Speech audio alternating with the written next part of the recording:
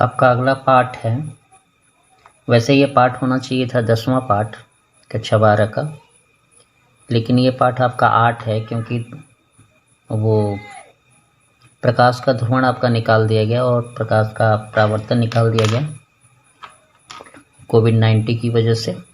इसलिए ये जो है कक्षा 12 का, ये आपका फिजिक्स सेकंड का, ये आपका 8वां पाठ माना जा रहा है। इसमें यूनिट आपकी सेकंड स्टार्ट हुई है, द्रव्य तथा विकिरणों की दैतीय प्रकृति।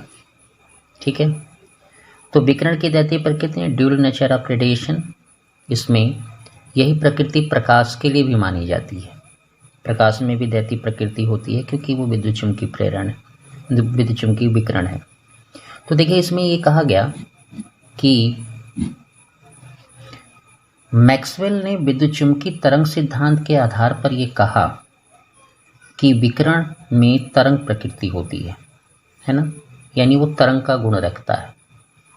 ये तरंगे विद्युत चुम्बकीय तरंगे होती हैं, ये तरंगे विद्युत चुम्बकीय तरंगे होती हैं जिनके संचरण के लिए माध्यम की आवश्यकता नहीं होती। मैक्सवेल के अनुसार तरंग सिद्धांत में उन्होंने कहा था कि विकिरण की प्रकृति तरंग प्रकृति होती है।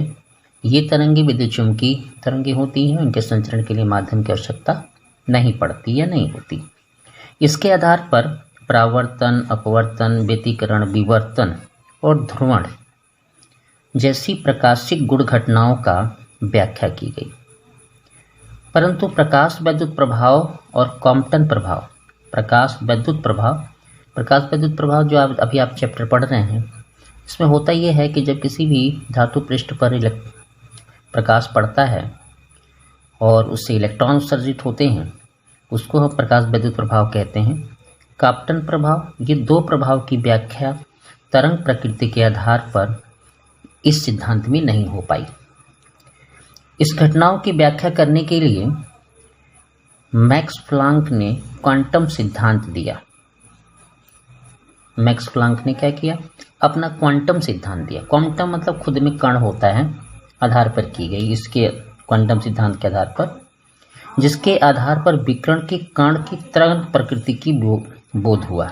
यानी ये माना गया कि विकिरण जो है कि प्रकृति जो है तरंग ना होकर के कण प्रकृति भी होती है, और उसके आधार पर आपके प्रकाश वैद्युत प्रभाव की और कॉम्पटन प्रभाव की व्याख्या की गई। तो ये माना गया कि जो विकिरण है उसमें तरंग प्रकृति और कण की प्रकृति दोनों होती है, अर्थात विकिरण कण तथा तरंग दोनों की प्रकृति का होता है। इसी को हम कहते हैं विकिरण की दैतीय प्रकृति। क्लियर हो गया? तरंग सिद्धांत के आधार पर 5 चीज़ों की व्याख्या हुई: परावर्तन, अपवर्तन, आपका व्यतिकरण, विवर्तन और ध्रुवण। व्याख्या किसकी नहीं हुई? प्रकाश वैद्युत प्रभाव और कॉम्पटन प्रभाव। प्रकाश वैद्युत प्रभाव और कॉम्पटन प्रभाव की व्याख्या प्लांक ने अपने क्वांटम सिद्धांत के आधार पर दी, और उन्होंने ये कहा कि विकिरण की प्रकृति जो होती है वो कण प्रकृति होती है, और उस आधार पर विकिरण की 2 प्रकृति डिसाइड की गई, तरंग प्रकृति भी होती है और कण प्रकृति भी होती है। इसी को हम कहते हैं दैतीय प्रकृति। अब हम पढ़ते हैं प्रकाश वैद्युत प्रभाव। देखिए, जब किसी ये धातु के पृष्ठ पर, धातु पृष्ठ है, इस पर जब परावैंगनी प्रकाश या साधारण प्रकाश आपतित होता है, आप परावैंगनी प्रकाश भी कह सकते हैं और साधारण प्रकाश भी कह सकते हैं, है ना, क्योंकि अलग अलग धातु, कोई ऐसे भी धातु होते हैं दुनिया में जिनका साधारण प्रकाश पर फोटो इलेक्ट्रॉन नहीं निकलता, यानी इलेक्ट्रॉन उत्सर्जन नहीं हो पाता, लेकिन कुछ ऐसे होते हैं जो साधारण प्रकाश पर भी निकलते हैं, कुछ परावैंगनी प्रकाश पर निकलते हैं।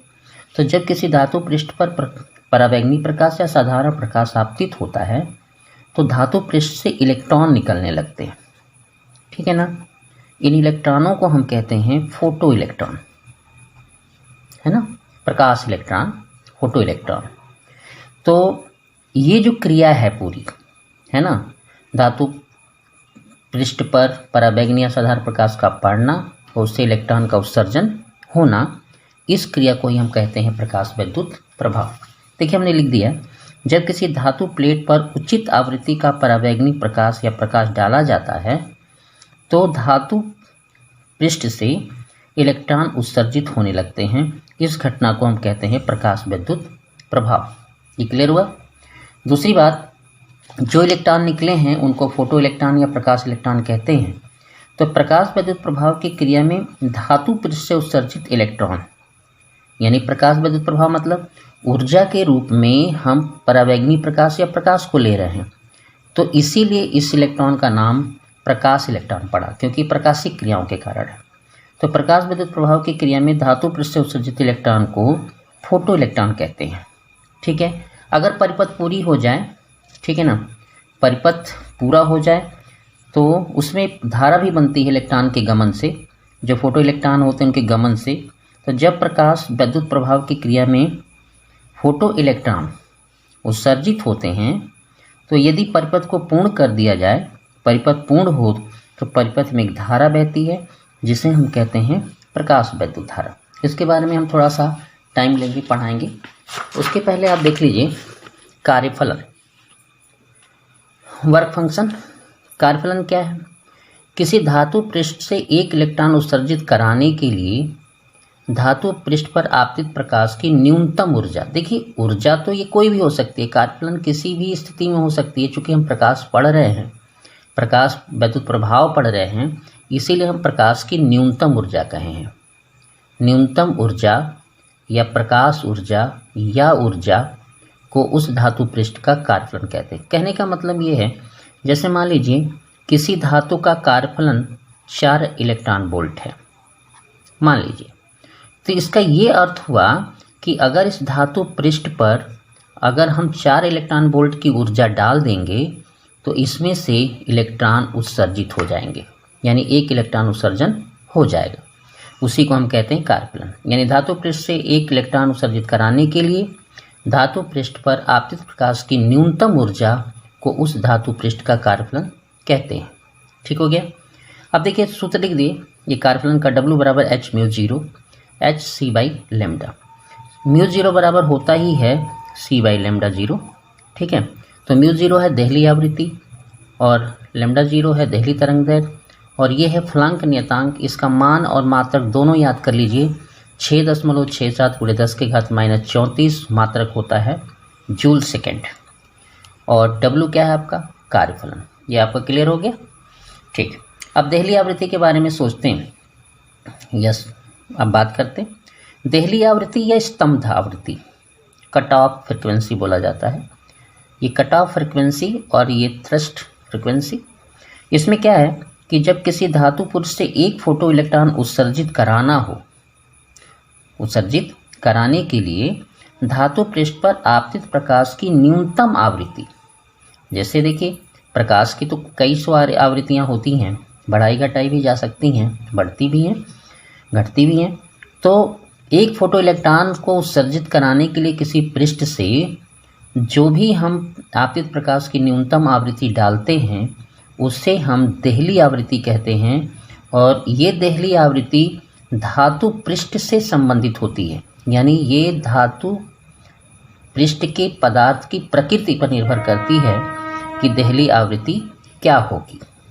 ठीक है, यानी देहली आवृत्ति का मान क्या होगा। कहने का मतलब ये है कि लोहे का जो पृष्ठ होगा उसकी देहली आवृत्ति, कॉपर का पृष्ठ होगा उसकी देहली आवृत्ति, दोनों एक समान नहीं हो सकती, क्योंकि हर पृष्ठ पदार्थ की अपना ये गुण होता है या इतना पावर होता है कि वो एक निश्चित ऊर्जा लेने के बाद जो इलेक्ट्रॉन उत्सर्जित करता है उसकी आवृत्तियाँ अलग अलग ही होती हैं। ये बात क्लियर हो गई। अब देखिए, जैसे हमने ये लिखा है सीजियम की देहली आवृत्ति 4000 हर्ट्ज है, 400 हर्ट्ज है। इसका क्या अर्थ है? जैसे सीजियम धातु से अगर एक फोटो इलेक्ट्रॉन उत्सर्जित कराना चाहते हैं तो प्रकाश की न्यूनतम आवृत्ति कितनी होनी चाहिए? 4000 हर्ट्ज की। उससे कम की आवृत्ति में इलेक्ट्रॉन उत्सर्जन नहीं होगा। दूसरी चीज़, देहली तरंग दैर्घ्य। अब देखिए, अब इसमें सूत्र में आपको दिख रहा होगा कि ये उल्टा है, आवृत्ति का क्या है, ये उल्टा है। म्यू 0 प्रोपोर्शनल लेमडा 0 है, तो इसमें अगर न्यूनतम आवृत्ति हम यूज कर रहे थे तो इसमें हम अधिकतम तरंगदैर्ध्य यूज करेंगे। तो धातु पृष्ठ से एक फोटो इलेक्ट्रॉन उत्सर्जित कराने के लिए धातु पृष्ठ पर आपतित प्रकाश का अधिकतम तरंगदैर्ध्य, दिख रहे हैं ना, अधिकतम तरंगदैर्ध्य उस धातु के पदार्थ का देहली तरंगदैर्ध्य कहलाता है। ये दोनों ही मान, देहली तरंगदैर्ध्य या देहली आवृत्ति, किसी विशेष धातु के लिए अलग अलग होती है। इस बात का ध्यान रखिएगा कि देहली तरंगदैर्ध्य और देहली आवृत्ति या कार्यफलन किसी धातु पृष्ठ के लिए निश्चित होता है। क्लियर हो गया। अगर मान लीजिए कार्यफलन या देहली आवृत्ति, कार्यफलन हुआ, देहली आवृत्ति हुआ या देहली तरंगदैर्ध्य हुआ, है ना, इसको अगर आप चाहते हैं कार्यफलन मेरा कम हो जाए, जैसे कोई धातु अगर 4 इलेक्ट्रॉन वोल्ट पर ऊर्जा निकाल रही है, ये फोटो इलेक्ट्रॉन उत्सर्जित कर रही है, आप चाहते हैं कि 4 इलेक्ट्रॉन वोल्ट की बजाय 2 इलेक्ट्रॉन वोल्ट पर अगर ये प्रकाश इलेक्ट्रॉन का उत्सर्जन करे, तो उसके लिए क्या करते हैं कि क्षारीय ऑक्साइडों का लेप कर दिया जाता है।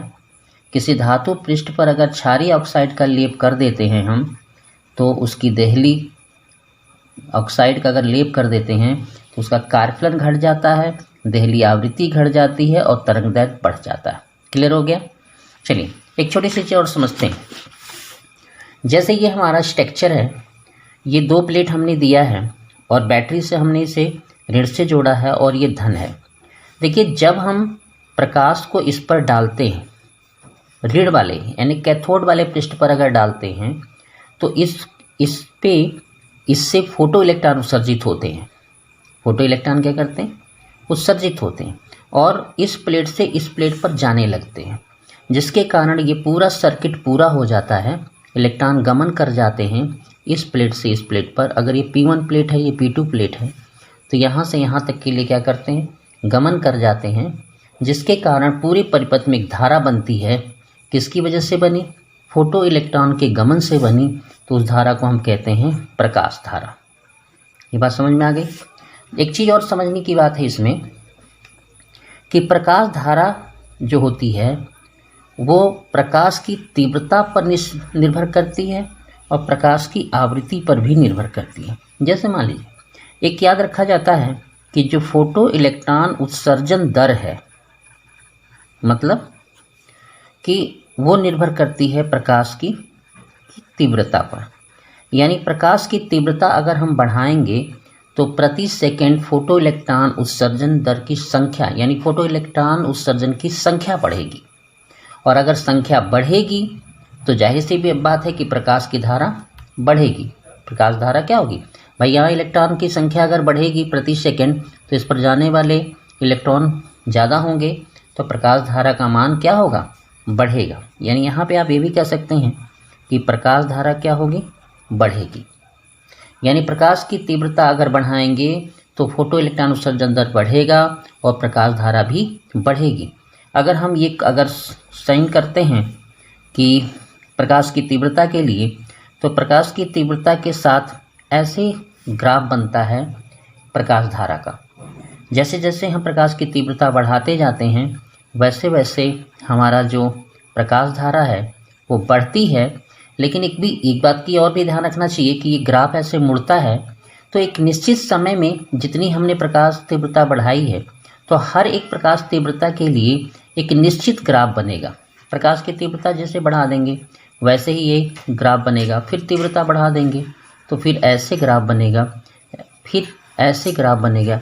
यानी हर तीव्रता पर अलग अलग ग्राफ आपका बनेगा। क्यों बनेगा, क्योंकि प्रति सेकंड इलेक्ट्रॉन जो उत्सर्जन होगा इस पर जाने लगेगा, तो कभी तो वो स्थिर होगा, और जब स्थिर होगा तो ये नियत धारा बनने लगेगी। क्लियर हो गया। दूसरी बात कि प्रकाश धारा प्रकाश की आवृत्ति पर भी निर्भर करता है ना। तो इसमें क्या होता है, ये जानते हैं कि अभी आप देहली आवृत्ति पढ़े थे, तो देहली आवृत्ति के बाद अगर आवृत्ति और बढ़ाते हैं तो जो इलेक्ट्रॉन निकलते हैं वो उनकी ऊर्जा ज़्यादा होती है। फोटो इलेक्ट्रॉन की ऊर्जा क्या हो जाती है, ज़्यादा हो जाती है। कहने का मतलब ये है कि प्रकाश इलेक्ट्रॉन की जो ऊर्जा है वो प्रोपोर्शनल होती है प्रकाश की आवृत्ति पर। यानी आपतित प्रकाश की आवृत्ति बढ़ेगी तो निकलने वाले फोटो इलेक्ट्रॉन की ऊर्जा क्या होगी, बढ़ेगी। ये बात आपको समझ में आ रही होगी, ठीक है। इस बारे में हम और भी चर्चा कर सकते हैं। तो उसके लिए भी एक ग्राफ हम लोग अगर डिसाइड करें तो एक ग्राफ हम लोग को मिल सकता है, जैसे इस तरह की